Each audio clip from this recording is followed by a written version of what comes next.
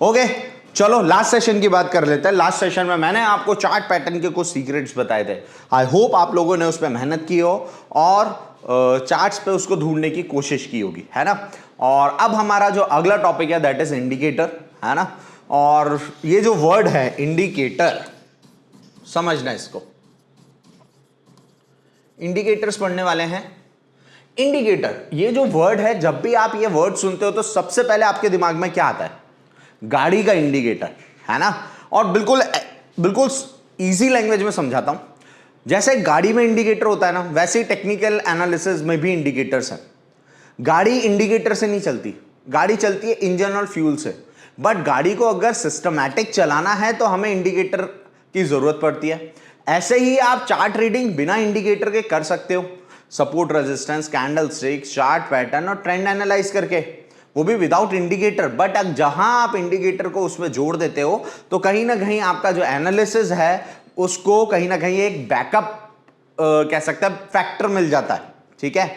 और इंडिकेटर में जो सबसे पहला इंडिकेटर जो कि आज के सेशन में हम कवर करेंगे बहुत डिटेल में, वो है मूविंग एवरेज। मूविंग एवरेज के बारे में आज के सेशन में सारी चीजें कवर कर लेंगे, सारी। मूविंग एवरेजेस क्या होते हैं, किस तरीके से इनका इस्तेमाल किया जाता है, एवरीथिंग, ठीक है। चलो सबसे पहले ये जो वर्ड है मूविंग एवरेज, ये हमने अपने सेशन में सबसे पहली बार इस्तेमाल किया था जब मैंने आपको एज अ सपोर्ट और रेजिस्टेंस पढ़ाना स्टार्ट किया था। वहां पे तीसरे नंबर पर मैंने मूविंग एवरेज लिखा था कि मूविंग एवरेज भी एक तरीका है जिससे सपोर्ट और रेजिस्टेंस बनाए जा सकते हैं, ठीक है। तो मूविंग एवरेज में जो एक वर्ड है जिससे सब लोग जिसको समझते हैं वो है एवरेज। एवरेज का हिंदी मतलब होता है औसत, ठीक है। और एवरेज का हम डे टू डे लाइफ में बहुत ज्यादा इस्तेमाल करते हैं। और एवरेज का एक बहुत बेसिक सा कॉन्सेप्ट है, कोई भी चीज अपने एवरेज के ऊपर जाएगी तो स्ट्रांग होती है, कोई भी चीज अपने एवरेज के नीचे आती है तो वीक होती है। ये चीज याद रखना। एक एवरेज का एक एग्जांपल बताता हूं। जैसे आपकी गाड़ी, मान लेते हैं आपकी गाड़ी 50 का एवरेज दे रही है और एकदम से 30 पे आ जाए तो आप क्या बोलोगे? परफॉर्मेंस सुधर गया कि बिगड़ गया? परफॉर्मेंस बिगड़ गया। एक और एग्जांपल लो, मान लेते हैं आप फर्स्ट से 10th क्लास तक ऑन एन एवरेज 60% मार्क्स के तकरीबन लेके पास होते हुए आ रहे हैं, बट 11th में आपके आ जाता है 75%, तो आपका परफॉर्मेंस सुधर गया कि बिगड़ गया? सुधर गया, राइट। तो एवरेज का हम इसी तरीके से इस्तेमाल करते हैं। वापस से रिपीट करूंगा, कोई भी चीज अपने एवरेज के ऊपर जाती है तो स्ट्रांग होती है, कोई भी चीज अपने एवरेज के नीचे आती है तो वीक मानी जाती है, ठीक है। अब टेक्निकल एनालिसिस में ये जो मूविंग एवरेजेस हैं इसकी दो कैटेगरी है। एक होता है सिंपल मूविंग एवरेज और एक होता है एक्सपोनेंशियल मूविंग एवरेज। मेजरली हम यही दोनों पे ही फोकस करते हैं। और भी तरीके के मूविंग एवरेज होते हैं, वेटेड मूविंग एवरेज होता है, ट्राइंगुलर मूविंग एवरेज होता है, डबल ईएमए मूविंग एवरेज होता है, ऐसे करके बहुत सारे मूविंग एवरेज है, बट बेसिक ये दो ही है। और इन्हीं दो से मेरे हिसाब से एक ट्रेडर का काम चल जाता है, ठीक है। आजा, सिंपल मूविंग एवरेज और एक्सपोनेंशियल मूविंग एवरेज में फर्क क्या है? फॉर एन एग्जांपल, यहां पे मैंने 5 कैंडल का सिंपल मूविंग एवरेज और 5 कैंडल का ईएमए लगाया, ठीक है। अब इंटरनली अगर मैं समझूं तो 1 2 3 4 5 5 कैंडल है।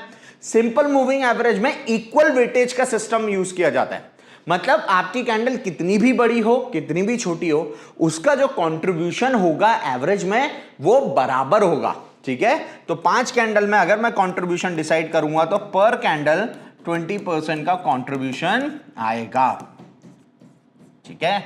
फिर अगर मैं ईएमए की बात करूंगा तो अगर मैं 5 कैंडल का ईएमए लगाता हूं तो ईएमए में क्या होता है? बेसिकली जो लास्ट की कैंडल होती है, मतलब जो लेटेस्ट कैंडल होती है, उनका वेटेज ज्यादा होता है और जैसे जैसे पुरानी कैंडल होती जाती है वैसे वैसे उनका वेटेज भी कम होता जाता है। जैसे फॉर एन एग्जांपल, जो लेटेस्ट कैंडल है, ठीक है, उसका वेटेज है 25%, उसके बाद है 20%, उसके बाद है 15% और जो भी बचा है वो यहां पे एक्स, जो भी बच रहा है रैंडम, ठीक है। तो ये ऑन पेपर ऑन कैलकुलेशन का फर्क है ईएमए और एसएमए में। वापस रिपीट करूंगा, एसएमए में इक्वल वेटेज दिया जाता है, यहां पे लेटेस्ट कैंडल पे ज्यादा वेटेज दिया जाता है, ठीक है। अब ये तो मैंने ऑन पेपर बता दिया, बट ऑन चार्ट ये दोनों में फर्क कैसे दिखता है? चलो अब इसके लिए मैं आपको चार्ट की तरफ लेके चलूंगा। ट्रेडिंग व्यू जो हम रेगुलरली यूज करते हैं, यहां पे मैं ट्रेडिंग व्यू को ओपन करके ऑलरेडी मैंने रख रखा है। चलो यहां पे निफ्टी का चार्ट है। निफ्टी का हम डेली टाइम फ्रेम का पुराना चार्ट खोल लेते हैं कोई, जैसे कि ये आप देखेंगे यहां पे ये निफ्टी का पुराना चार्ट है, सभी लोगों को दिख रहा होगा। अब यहां पे मैंने क्या किया, यहां पे एक आइकन है, ये वाला आइकन सबको दिख रहा है, ये वाला, ये इंडिकेटर यहां से खुलते हैं, इस पे क्लिक किया तो इंडिकेटर की लिस्ट खुल गई। ठीक है, अब यहां पे सबसे पहले मैंने लिखा सिंपल मूविंग एवरेज का shortcut SMA, moving average simple, मैंने लगा दिया उस पर क्लिक करके। फिर मैंने एक और लगाया EMA, मूविंग एवरेज एक्सपोनेंशियल, उस पर भी क्लिक कर दिया। अब आप देखेंगे आपके चार्ट पे दो लाइनें दिख रही हैं। अगर मैं इसको जूम करके दिखाऊंगा तो मे बी आप देख पाए, ये लो यहां पे दो लाइनें चल रही हैं ये। ठीक है, अब हमेशा याद रखना कोई भी आप इंडिकेटर लगाते हो जो उसकी लिस्टिंग होती है ना वो यहां पे दिखाई देगी लेफ्ट हैंड साइड पे। ठीक है, यहां पे आप देखेंगे एक SMA लगा है और एक EMA लगा है। अब मैं पर्टिकुलर एक एक मूविंग एवरेज की सेटिंग चेंज करता हूं। सबसे पहले मैंने SMA पे क्लिक किया तो यहां पे उसकी सेटिंग का आइकन है, उस पर क्लिक करते हैं। यहां पे क्लिक करने के बाद मैंने इसको एक, सबसे पहले ये टैब समझ लो, किसी भी इंडिकेटर की सेटिंग में जाओगे तो 3-4 टैब कॉमन रहते हैं हमेशा। सबसे पहले आता है इनपुट, अगर आपके उस इंडिकेटर में कोई वैल्यू को लेके कोई चेंज करना है तो इनपुट वाला टैब है। अगर आपको उसके लुक एंड फील में कुछ चेंज करना है तो स्टाइल वाला टैब है। अगर आपको उसको विजिबिलिटी को कंट्रोल करना है कि ये पर्टिकुलर इस टाइम फ्रेम पे दिखे, इस टाइम फ्रेम पे ना दिखे, ऐसा कुछ कंट्रोल करना है तो आप विजिबिलिटी वाले टैब में जाके कर सकते हैं। तो सबसे पहले मैं इनपुट पे गया, इनपुट पे जाके मैंने उसका लेंथ जो है 50 कर दी। लेंथ का मतलब है नंबर ऑफ कैंडल्स, मैंने कितनी कर दी 50, मतलब एक एक एवरेज, ये जो एवरेज है ये 50 कैंडल का एवरेज हो गया। अब स्टाइल पे गया, मैंने इसका जो कलर किया वो कर देता हूं थोड़ा सा, चलो वाइट कर देते हैं, और थोड़ी सी इसकी विड्थ बढ़ा ली, यहां से मैं उसकी विड्थ बढ़ा सकता हूं तो मैंने थोड़ी सी इसकी थिकनेस बढ़ा दी और ओके कर दिया। अब आप देखेंगे चार्ट पे दो लाइनें हैं, एक ब्लू और एक व्हाइट। अब ये जो व्हाइट वाली लाइन है ये है हमारा सिंपल मूविंग एवरेज। इसके बाद मैं EMA पे गया, EMA की सेटिंग भी कर देते हैं, इसको भी 50 का कर दिया। मैंने SMA भी 50 का लगाया है और EMA भी 50 का लगाया है। स्टाइल पे गया, स्टाइल में कुछ ऐसा कलर ले लेता हूं जो विजिबल हो हमारे लिए, येलो, और इसकी भी मैंने विड्थ बढ़ा ली। चलो आई होप बहुत क्लियरली आपको दोनों एवरेज यहां पे दिख रहे होंगे, है ना। अब यहां से जो मेरा एनालिसिस है वो मैं आप लोगों के साथ शेयर करना स्टार्ट करता हूं। ये आपको दो एवरेज दिख रहे होंगे, याद रखना व्हाइट वाला सिंपल मूविंग एवरेज है और येलो वाला एक्सपोनेंशियल मूविंग एवरेज है। ठीक है, अब दोनों के फॉर्मूले में जो अंतर था उसकी वजह से चार्ट पे जो अंतर आया वो समझो, सिंपल सी चीज है। यहां पे जो येलो वाला है वो है EMA और व्हाइट वाला है ये है सिंपल मूविंग एवरेज। ठीक है, अब यहां से देखना, यहां से मैं ये बोल सकता हूं ये वो टर्निंग पॉइंट है जहां से डाउन ट्रेंड स्टार्ट हुआ या चार्ट ने रिवर्स मारा। ठीक है, अब जब यहां से रिवर्स मारा तो आप देखेंगे जो EMA है, EMA ने इस पॉइंट से रिवर्सल साइन दे दिया, EMA यहीं से पलट गया था, बट SMA ने यहां से रिवर्सल दिया। दिखा दोनों में फर्क? कलर थोड़ा सा चेंज कर लेते हैं, आई गेस कलर चेंज कर लेना चाहिए हमें, दिख नहीं रहा होगा, ये और ये दिख रहा है, यस ये फिर भी विजिबल है। ठीक है, यहां से आपके EMA ने रिवर्सल दिया और यहां से SMA ने रिवर्सल दिया। तो अगर मैं बोलूं कि रिएक्शन टाइम किसका ज्यादा बेटर है, EMA के कि SMA का? EMA का। फिर यहां से देखो, मैंने बोला चार्ट ने यहां से रिवर्सल दिया, EMA ने यहीं से रिवर्स ले लिया, बट SMA ने लेट रिवर्सल दिया। मतलब ये जो डाउन ट्रेंड के बाद अप ट्रेंड है तो अप ट्रेंड को रिएक्शन किसने दिया सबसे पहले? EMA ने। फिर यहां से मैं कह रहा हूं यहां से डाउन ट्रेंड है, डाउन ट्रेंड है तो येलो वाली लाइन ने यहीं से रिएक्शन दे दिया, व्हाइट वाली लाइन ने यहां से रिएक्शन दिया। मतलब स्ट्रेट फॉरवर्ड मैं आपसे एक चीज बोलना चाह रहा हूं कि EMA जो रहते हैं वो फास्ट रिएक्शन देते हैं as comparison to simple moving average. और यही एक कारण है जितने भी लोग इंट्राडे में ट्रेड करते हैं वो लोग EMA लगाना ज्यादा प्रेफर करते हैं as comparison to simple moving average. ज्यादातर स्विंग के सेटअप जो होते हैं या लॉन्ग टर्म के जो सेटअप होते हैं उसमें सिंपल मूविंग एवरेज यूज किया जाता है, और जो एक्सपोनेंशियल मूविंग एवरेज है वो इंट्राडे में यूज किया जाता है, चाहे फिर वो नॉर्मल ट्रेडिंग हो या स्कैल्पिंग हो। ठीक है, अच्छा अब यहां से मैंने सबसे पहले आपको एक फर्क बता दिया कि यार ईएमए और एसएमए में क्या फर्क है, ठीक है।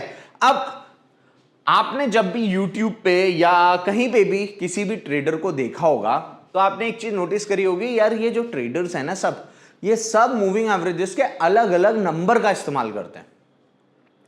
और मैं आपको वही चीज क्लैरिफाई कर देता हूं कि ये जो अलग अलग नंबर यूज करने के पीछे जो लॉजिक है वो ये है कि ये जो नंबर होता है ये मैजिक नंबर होता है, और लिटरली ये जो नंबर होता है ये सबके लिए अलग काम करता है ना। कोई 9 का ईएमए यूज कर रहा है, कोई 10 का कर रहा है, कोई 11 का कर रहा है, कोई 15 का कर रहा है, कोई 20 का कर रहा है, कोई 21 का कर रहा है, कोई 26 का कर रहा है, कोई 13 का कर रहा है। तो ये सारे जो नंबर है सबके लिए अलग अलग काम करते हैं। बट सही नंबर कैसे सेलेक्ट कर सकते हो आप, है ना। तो आपको सही नंबर सेलेक्ट करने के लिए एक लॉजिक डेवलप करना पड़ेगा, और वो होता है टाइम साइकिल का लॉजिक। पहले मैं यहां पे वो सारे नंबर लिख देता हूं जनरली जितने भी ईएमएस या एसएमए के नंबर पब्लिक यूज करती है या ट्रेडर्स यूज करते हैं। जैसे सबसे छोटा नंबर जो है वो तो 5 ही है। 5 के बाद अगला नंबर लोग 7 का यूज करते हैं, उसके बाद 9 का करते हैं, 10 का भी करते हैं, 11 का भी करते हैं, 12 का भी करते हैं, उसके बाद 13 का भी करते हैं, 14 का भी करते हैं, 15 का भी करते हैं, 15 के बाद 18 नहीं 19 नहीं 20 का करते हैं, यहां पे लिख देते हैं 20 का करते हैं, फिर 25 का करते हैं, 26 का करते हैं, 50 का करते हैं, 100 का करते हैं और 200 का। अगर इनकेस अगर मैं कोई नंबर भूल गया तो कंसिडर कर लेना, ठीक है। तो बेसिकली यही वो नंबर है मैक्सिमम जो आप किसी भी ट्रेडर को यूज करते हुए देखोगे। अब टाइम साइकिल का लॉजिक कैसे काम करता है वो मैं सबसे पहले बड़े नंबर से शुरू करता हूं, ठीक है। जैसे मैं किन नंबर की बात कर रहा हूं, मैं कर रहा हूं 50, 100 और 200। आप जब भी कोई न्यूज चैनल देखते हैं तो वहां पे जो जितने भी रिसर्च एनालिस्ट आते हैं जो अपना व्यू रखते हैं, वो लोग हमेशा 50 का एवरेज, 100 का एवरेज, 200 के एवरेज की बात जरूर करते हैं। वो 2 वर्ड यूज करते हैं, या तो वो कहते हैं सिंपल मूविंग एवरेज, या तो फिर वो बोलते हैं एक्सपोनेंशियल मूविंग एवरेज, या फिर वो वर्ड यूज करते हैं डेमा। ये तीनों वर्ड का मतलब एक ही है, बेसिकली तीनों अलग अलग तरीके के मूविंग एवरेज है। सिंपल मूविंग एवरेज और ईएमए आपको पता ही है। डेमा क्यों बोलते हैं वो लोग, अगर वो डेली टाइम फ्रेम के एवरेज को रिप्रेजेंट कर रेफरेंस दे रहे हैं, यानी डेली एक्सपोनेंशियल मूविंग एवरेज डेमा, ये मतलब है इसका कि उन्होंने जो एक्सपोनेंशियल मूविंग एवरेज लगाया है वो डेली टाइम फ्रेम का कंसिडर करके लगाया है, ठीक है। तो बेसिकली 50, 100 और 200 के पीछे कारण क्या है वो समझो। टाइम साइकिल का जो लॉजिक है वो कैसे जनरेट होता है इन तीनों नंबरों के पीछे, और क्यों एनालिस्ट को इंपॉर्टेंस देते हैं, ठीक है। तो लॉजिक क्या है, देखो ऑन एन एवरेज हर महीने 18 से 20 ट्रेडिंग सेशंस होते हैं, ठीक है। और अगर मैं साल भर की बात करूं तो 200 से 240, 10 साल की बात करूं तो on an average 200 trading session मान के चलो, है ना। एवरेज क्या आया 10 साल का 200 ट्रेडिंग सेशन। तो अगर मैं डेली टाइम फ्रेम पे, जहां पे पर कैंडल पर डे को रिप्रेजेंट करती है, वहां पे अगर मैं 200 का एवरेज लगाऊं तो क्या वो एवरेज ईयरली एवरेज हो सकता है? सोच के देखो, पर डे एक कैंडल बनती है और साल भर में 200 ट्रेडिंग सेशन होते हैं, और अगर मैं वहीं पे 200 कैंडल का एवरेज लगा दूं तो क्या वो ईयरली एवरेज हो सकता है? जी हां, है ना। तो आप खुद ही सोचो, कोई भी शेयर अपने साल भर के एवरेज को काट के ऊपर जाएगा तो क्या वो एक स्ट्रेंथ का साइन हो सकता है? अभी थोड़ी देर पहले मैंने आपको एक कॉन्सेप्ट बताया था एवरेज का, कोई भी चीज अपने एवरेज के ऊपर जाती है स्ट्रांग होती है, कोई भी चीज अपने एवरेज के नीचे आती है तो वीक हो जाती है। तो अगर कोई शेयर अपने, कोई भी अच्छा शेयर, मैं कह रहा हूं लार्ज कैप मान लो, है ना। मैं बेसिकली शेयर्स को 2 कैटेगरी में डिवाइड करता हूं, एक होता है घोड़ा और एक होता है गधा। घोड़ा मतलब जिसका मंथली टाइम फ्रेम या वीकली टाइम फ्रेम जो रहता है वो मेजरली अप ट्रेंड में रहता है।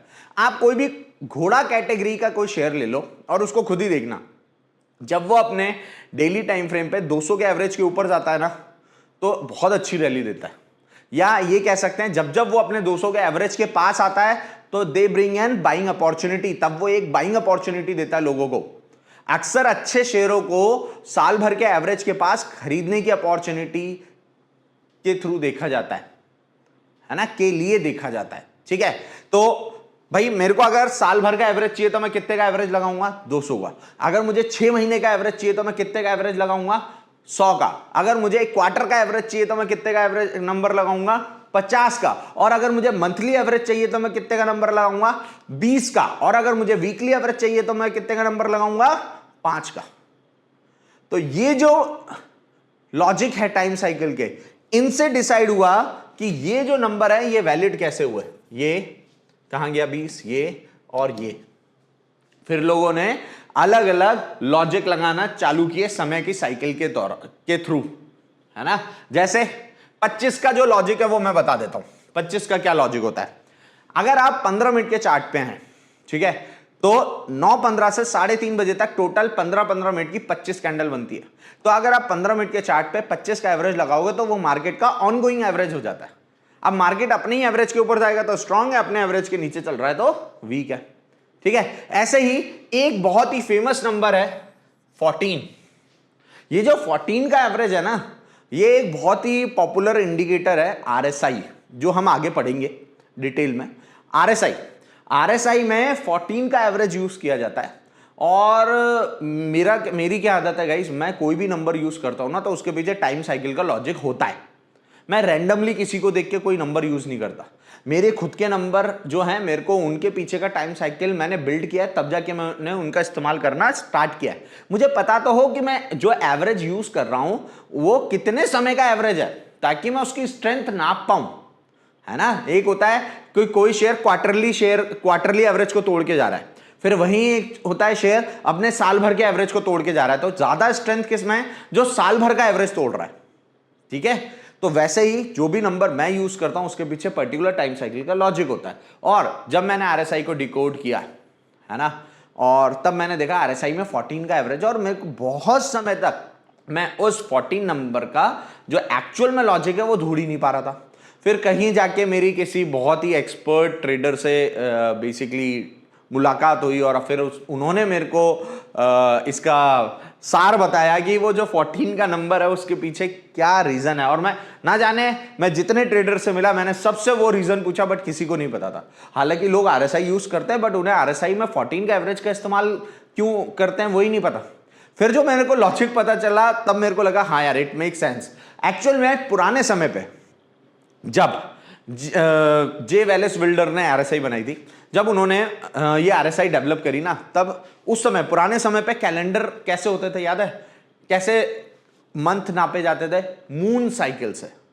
आपने सुना होगा अमावस्या पूर्णिमा, है ना, घर में मम्मी पापा बात करते होंगे। तो बेसिकली ये 14 दिन की साइकिल होती है, और हर महीने 2 साइकिल कंप्लीट करता है मून।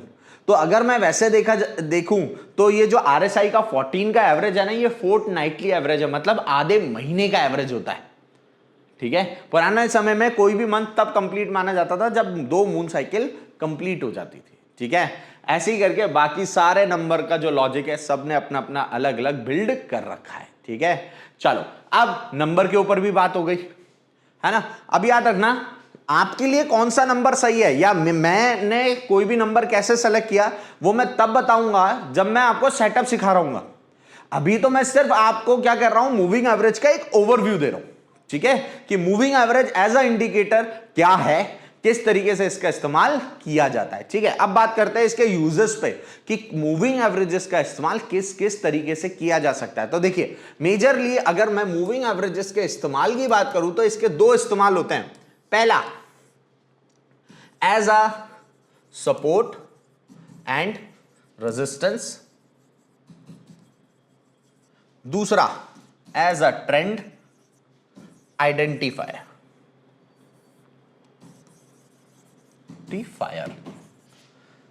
या तो आप मूविंग एवरेज का इस्तेमाल एज अ सपोर्ट और रेजिस्टेंस कर सकते हो, या तो आप ट्रेंड को आइडेंटिफाई करने के लिए कर सकते हो। अब सबसे पहले एज अ सपोर्ट रेजिस्टेंस की अगर हम बात करें तो आप यहां पे एक सिंगल एवरेज भी यूज कर सकते हो, या फिर आप बैंड बना के भी इसका इस्तेमाल कर सकते हो। बैंड मतलब 2 मूविंग एवरेज चला दो, एक छोटा और एक बड़ा, और उनके बीच का जो एरिया है वो रेजिस्टेंस एरिया या सपोर्ट एरिया की तरह काम करता है ना। चलो दोनों समझते हैं। सबसे पहले सिंगल की बात करते हैं।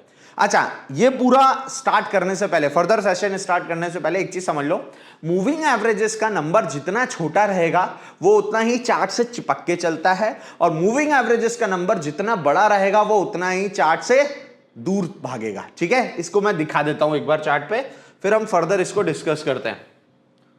देखो, यहां से मैं ऐसे में हटा देता हूं, ऐसे में का कोई काम नहीं है, और जो ईएमए है उसको व्हाइट कलर से कर देते हैं अपन, ताकि वो विजिबल हो जाए, है ना। ये ईएमए है, ठीक है। अब ये जो ईएमए है इसको अपन जैसे ये है, इसका ईएमए का मैंने नंबर चेंज कर देना है, 5 कर देता हूं, सबसे छोटा नंबर 5 है ना। लो, अब आप क्या देख पा रहे हैं कि आपका जैसे जैसे चार्ट मूव कर रहा है वैसे वैसे ईएमए भी चिपक के चल रहा है, ठीक है। अच्छा, अब हमने एक चीज पढ़ी है, अप ट्रेंड और डाउन ट्रेंड, ठीक है।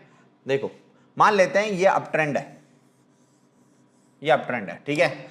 अब एक चीज समझना, ये जो अप ट्रेंड है इसमें moving average as a support काम कर सकता है अगर हम सही नंबर पहचान ले तो, क्योंकि मूविंग एवरेज ऐसा चल सकता है।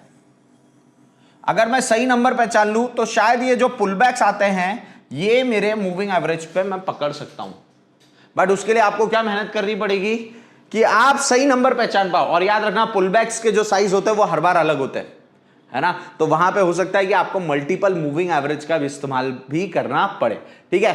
तो एज अ सपोर्ट मैं यूज कर सकता हूं। ऐसे अगर डाउन ट्रेंड है, यहां पे चार्ट कौन सा है, डाउन ट्रेंड है, तो डाउन ट्रेंड में मैं अगर एक सही मूविंग एवरेज ढूंढ लूं तो वह एज अ रेजिस्टेंस काम कर सकता है। तो चलो अब यहां पे आप देखें, ये एक चार्ट है पूरा, है ना, डाउन ट्रेंड है। अब डाउन ट्रेंड में अगर आप ध्यान से देखें तो क्या हो रहा है, ये देखो, ये चार्ट ने हाई बनाया, ये low, high low, high low, high low. तो ये हाई जो है, क्या मैं एक ऐसा मूविंग एवरेज ढूंढ सकता हूं जो ऐसे टच होते हुए निकल जाए? बिल्कुल ढूंढ सकता हूं, बट मुझे उसको ट्राई करने के लिए क्या करना पड़ेगा, नंबर को बढ़ाना पड़ेगा, क्योंकि अभी जो एवरेज है वो चार्ट से चिपक के चल रहा है। अगर मुझे इसे चार्ट से दूर करना है तो मैं नंबर बढ़ा देता हूं, मैं करता हूं इसको 20, तो आप देखेंगे ये चार्ट से दूर हो गया, है ना। बट अभी भी मेरे को डिजायर रिजल्ट नहीं मिल रहे, तो मैं इसको और बढ़ाता हूं। जैसे हमने अभी इस्तेमाल किया था 50 का, तो मैं 50 का कर देता हूं। अब आप देखेंगे मुझे मेरे जो डिजायर रिजल्ट है वो दिखने चालू हो गए हैं। और मैंने एक चीज बोला, हर बार पुलबैक अलग साइज का आता है, तो हो सकता है मुझे मल्टीपल मूविंग एवरेजेस का इस्तेमाल करके हर एक तरीके के पुलबैक को पकड़ना पड़े। बट अभी for the as a layman person मैं आपको बता रहा हूं, ये देखो, ये आया, ये क्या इसने एज अ रेजिस्टेंस काम किया? जी हां। फिर क्या इसने एज अ रेजिस्टेंस काम किया? जी हां। तो इस तरीके से आपका जो मूविंग एवरेज है वो कैसा काम करता है? एज अ सपोर्ट और रेजिस्टेंस, ठीक है। ये तो क्या हुआ, एक सिंगल एवरेज काम कर रहा है एज अ सपोर्ट और रेजिस्टेंस। इसको अगर मैं और दिखा दूं आपको, तो ये देख सकते हो आप, यहां पे अप ट्रेंड आया, अप ट्रेंड में इसने एज अ ये 50 का जो ईएम है इसको सपोर्ट लिया, और ये यहां से कहां चला गया? ऊपर, है ना। ऐसे ही आप बार बार देखेंगे, यहां पे देखें, ये एक डाउन ट्रेंड है, डाउन ट्रेंड में आया और इसने 50 के ईएमए पे क्या लिया? रेजिस्टेंस एज अ फील किया, और फिर कहां आ गया? नीचे। तो सिंगल जो एवरेज है वो भी आप एज अ सपोर्ट रेजिस्टेंस उसका इस्तेमाल कर सकते हैं, और या फिर आप उसका बैंड भी चला सकते हैं। और बैंड चलाने के लिए आप क्या करोगे? एक छोटा नंबर लोगे और एक बड़ा नंबर लोगे। जैसे एग्जांपल के तौर पे मैं छोटे टाइम फ्रेम पे चलता हूं, अब छोटे टाइम फ्रेम पे आपको इसका जादू दिखाता हूं। जैसे ये अप ट्रेंड है ना। अब मैं यहां पे दो मूविंग एवरेज यूज कर देता हूं, बहुत छोटे छोटे एवरेज यूज करता हूं। जैसे फॉर एन एग्जांपल एक 10 का एवरेज यूज कर दिया मैंने यहां पे। अब ये जो 10 का एवरेज है, आप देखेंगे बार बार चार्ट इस 10 के एवरेज पे सपोर्ट ले रहा है। देखो, यहां से चार्ट ऊपर गया, यहां से चार्ट ऊपर गया, फिर इसने सपोर्ट लिया, फिर ऊपर गया, यहां सपोर्ट लिया, फिर ऊपर गया, सपोर्ट लिया। बार बार ये जो चार्ट है ये 10 के एवरेज पे सपोर्ट ले रहा है। बट अगर आप ध्यान से देखें तो कभी कभी क्या होता है, ये सपोर्ट के थोड़ा नीचे आके फिर पलट रहा है, ये नीचे आके फिर पलट रहा है। तो यहां पे हम एक बैंड का इस्तेमाल कर सकते हैं। उसके लिए मैं दो ईएमए लगाऊंगा। यहां पे मैं गया, एक और ईएमए लगाया मैंने, और इस ईएमए की जो साइज है वो मैंने कर दी फॉर एन एग्जांपल 15, ठीक है। और इसको मैंने कर दिया है कलर येलो, येलो। अब देखो, अब आप यहां पे देखेंगे तो मेरा जो ईएमए है वो एज अ बैंड की तरह मैं यूज कर रहा हूं। और अब जो इन दोनों के बीच का जो एरिया है, पहले एक सिंगल लाइन यूज कर रहा था, अब मैं एरिया चला रहा हूं। यहां पे इन दोनों के ये जो बीच का जो एरिया है ये एज अ सपोर्ट जोन या सपोर्ट एरिया काम कर रहा है। अगर चार्ट इस एरिया में आता है तो मेरे लिए क्या लेके आ रहा है? बाइंग अपॉर्चुनिटी लेके आ रहा है, ठीक है। तो आई होप आप लोगों को as a support resistance moving averages का इस्तेमाल समझ में आया होगा। दो तरीके से इस्तेमाल कर सकते हो, या तो आप सिंगल भी यूज कर सकते हो या तो आप बैंड भी यूज कर सकते हो। याद रखना, जब भी आप बैंड यूज करते हो तो एक छोटा मूविंग एवरेज लेते हैं और एक बड़ा मूविंग एवरेज लेते हैं, ठीक है।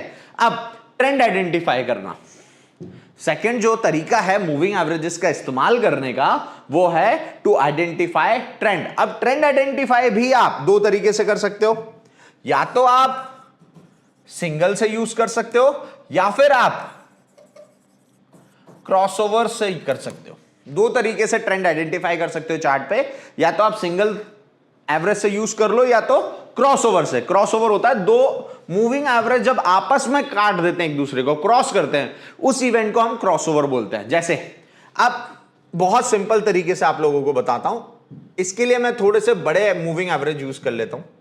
जैसे एक मैंने 20 का कर लिया है ना, और एक मैंने 50 का कर लिया। अब सबसे पहले सिंगल का मैं बताता हूं। देखो क्या है, सिंपल।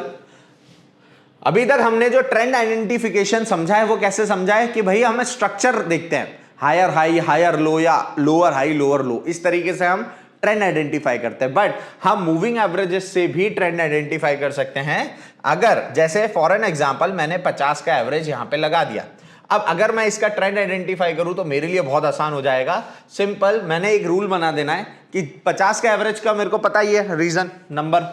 अब जब जब चार्ट 50 के एवरेज को काट के ऊपर जाएगा, जैसा यहां पे गया, तो यहां से मेरे लिए अप ट्रेंड कहलाएगा।